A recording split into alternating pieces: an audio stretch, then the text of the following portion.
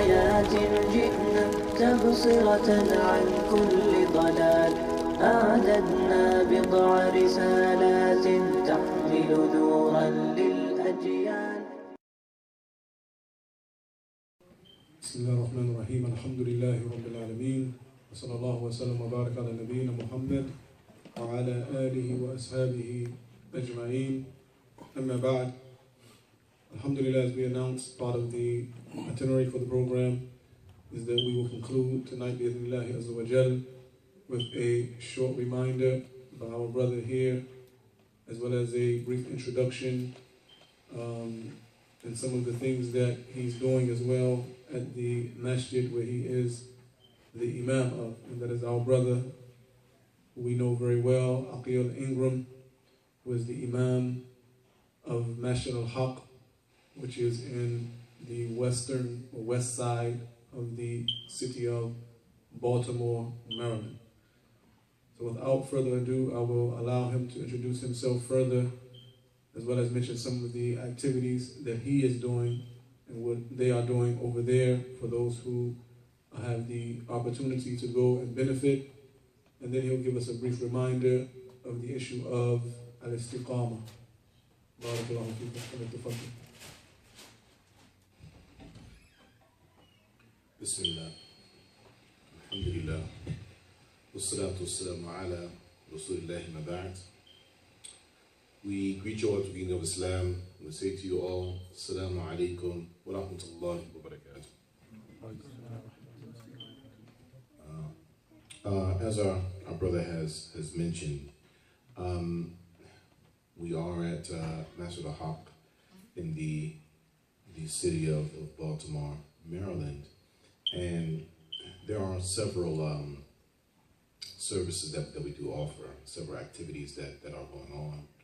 But with regard to the current class schedule, the class of focus at current is a class on Sundays at 3 p.m. where we focus on spirituality and the development of spirituality. And it is a renowned work by the illustrious scholar known as Ibn al-Qayyim. And this particular work that we are reading from and benefiting from is entitled R.E.D.A with Dua, the illnesses of the heart and their relative cures. So feel free to partake in and benefit with us as we seek the pleasure of our Lord, the glorious to be exalted. So with that, the topic that I've been offered this evening is the topic of Istiqaamah, the topic of fidelity, the topic of uprightness. And to understand this properly, we need to understand what Istiqaamah is, what being upright actually is, what fidelity actually means through the lens of Islam. And it is al-qiyam bid-deen kullihi. It is to uphold the entire of the religion. It is to practice the entire of the religion. And in this regard, we simply have one verse of the Quran that we would like to share with you all, as it comes in the chapter entitled Al-Imran. Ya ayyuhal ladhina amanu ittaqullaha haqqa tuqatihi wa la tumutunna illa wa antum muslimun. O you who possess faith, have taqwa of Allah, have piety of Allah, whilst giving him his due right of that piety, and do not die except that you are in a state of Islam as Muslims. So let us unpack this ever so briefly. Our Lord states, Ya ayyuhal ladhina amanu, O you who possess Iman, O you who possess faith, O you who possess a sense of spirituality, a state of God consciousness. The understanding here is that if you consider yourself to be a person of Iman, if you consider yourself to be a believer, then our Lord here is speaking to you to the exclusion of anyone else. Wa alaikum assalam wa rahmatullah. That is one. But what exactly is this Iman? What is this faith? What is the spirituality that we are being called by way of it? This Iman, this spirituality, it is a belief. It is an affirmation that we have inside of our hearts that resonates with our souls. It is our theology. It is our belief system. And believing in our belief system adequately within our hearts. And that which we believe in our hearts with regard to our faith, we speak with that faith upon our tongues. And that faith that we believe in our heart, and we speak with it upon our tongues, we strive to do whatever that faith requires of us upon our limbs. We strive to reach a state of balance, a state of harmony between what we believe in our hearts, what we are saying upon our tongues, and what we're actually doing with and upon our limbs. For this reason, one of the ancient Muslims by the name of Hassan al-Basri, may Allah bestow mercy upon his soul, he made an interesting statement when he said, لَيْسَ الْإِيمَانُ بِالتَّمَنِّي وَلَا بِالتَّحَلِّي, that Iman, it is not wishful thinking. Iman, faith, it is not some decorated ornament. وَلَكِنْ مَا وَقَرَ فِي الْقُلُوبِ وَصَدَّقَتْهُ الْأَعْمَالِ. Rather, it is what is firmly settled inside of the hearts and has been substantiated by actions. This is the faith that we are speaking about. This is the faith that the Lord is calling upon us by way of it. And interestingly enough, whenever we see the statement inside of the Quran, Ya ayyuhal ladhina amanu, O you who believe, O you who possess faith, there's an indicator here that whenever we see this, after this, we should expect to see a commandment or a prohibition. So after our Lord has brought our attention or brought us to attention by way of this Iman, what is the commandment that comes? Ittaqullah. Have taqwa of Allah. Be in a state of piety. Be people that are pious people. Have a state of consciousness concerning your Lord. Be cognizant of the reality of the continuity of the relationship that you have with your Lord. So what is this taqwa that he is ordering us with? Well, it is, as Ibn Habib al-Basri, may Allah bestow mercy upon his soul, also from the ancient Muslims has mentioned, that taqwa, this piety, it is to obey Allah upon knowledge from Allah. All the while, you are anticipating, you are hoping for the reward of Allah. Whilst simultaneously, you are abstaining from disobedience to Allah, premised upon knowledge from Allah. All the while, you are fearing the punishment of Allah. This is what taqwa is. This is what piety is.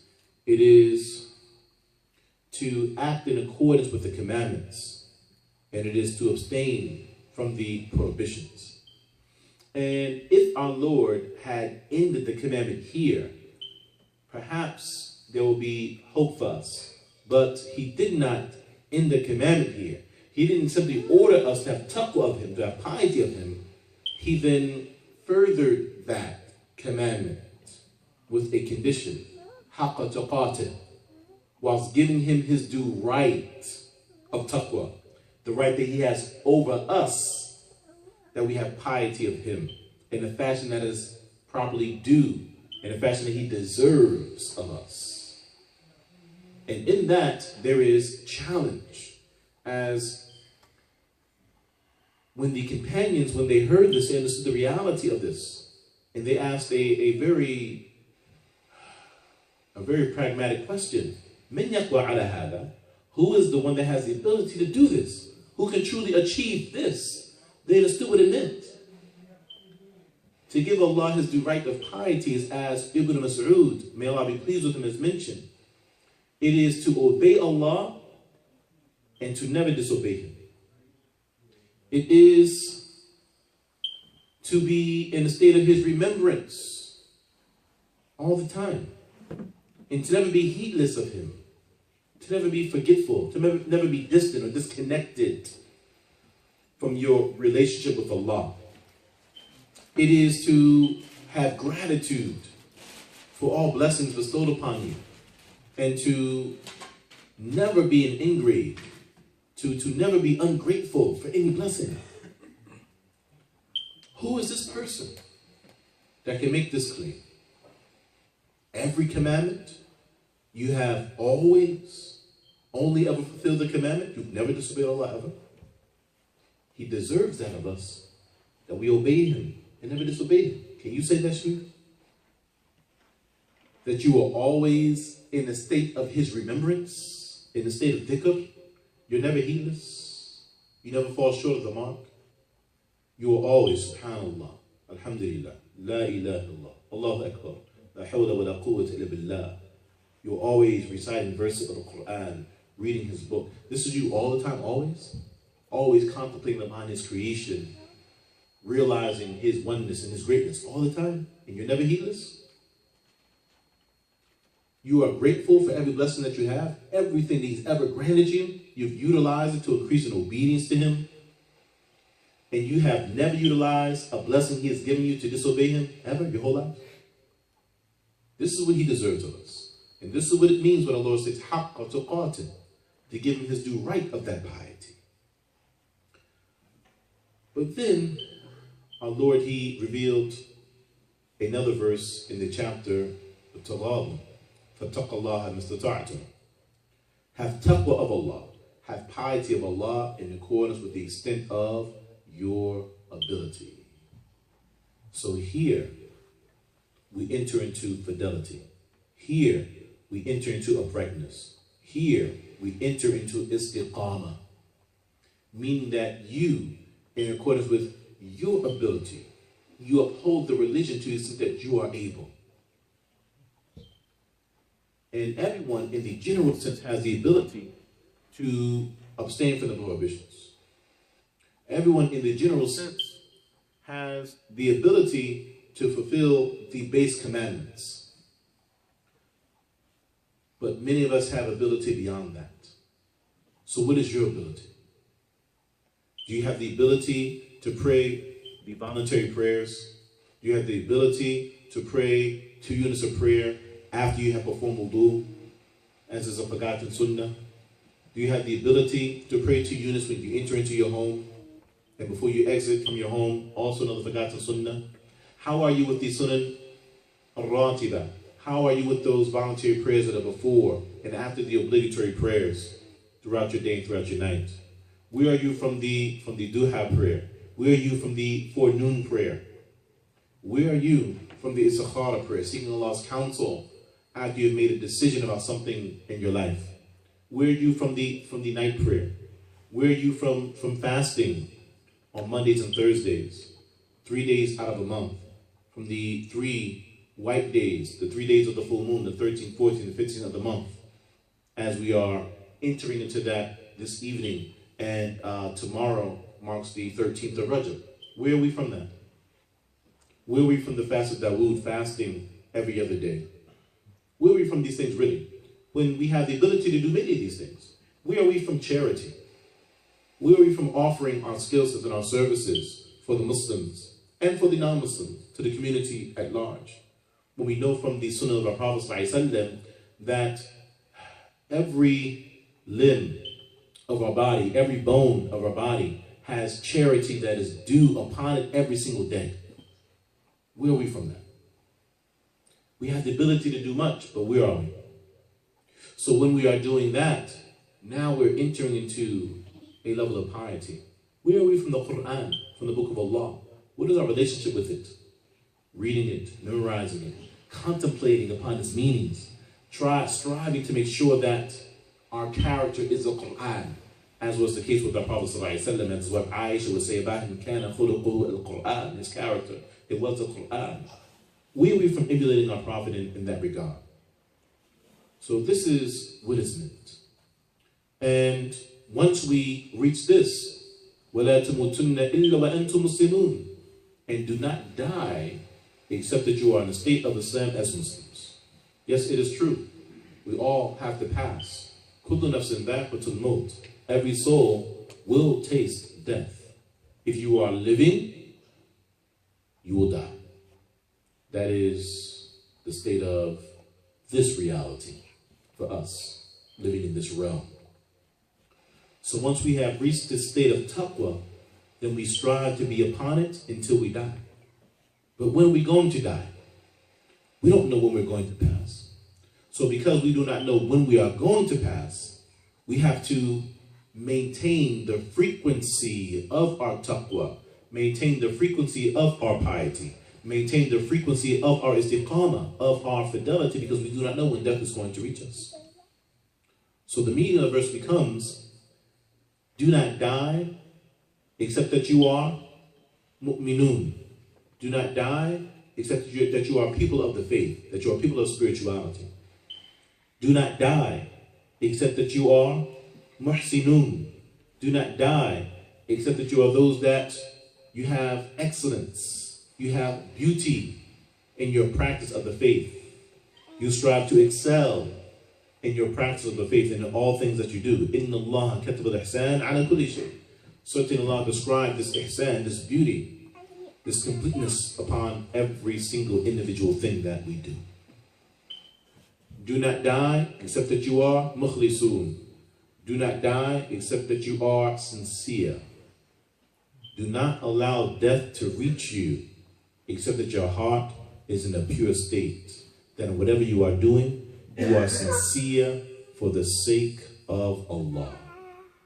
And if we were to take this verse, understand it properly, practice it, give this verse its right that it has over us, then we have no doubt that we would achieve the state of istiqamah, the state of fidelity, the state of uprightness that we long for. هذا والله أعلم وصلى الله عليه وسلم. معنا نهج حياة جئنا تبصرة عن كل ضلال أعددنا بضع رسالات تحمل نورا للأجيال.